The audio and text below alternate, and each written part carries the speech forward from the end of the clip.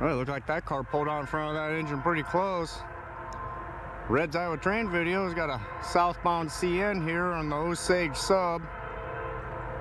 Just heard him say mile marker 5 on the radio, so it's the only way I know whenever there's a southbound CN on this Osage Subs when they say they're a mile post 5.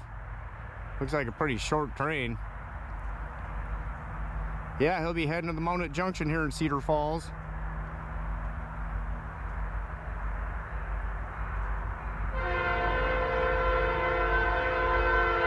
Yeah, only about a mile from my house, so gives me a few minutes of a buffer time.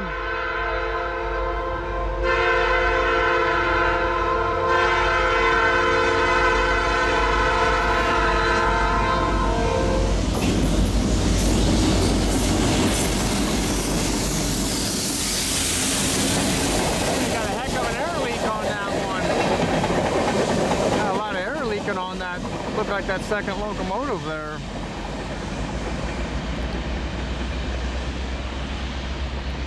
Yep, there he is going around the corner, and that'll take him to the Monett Junction.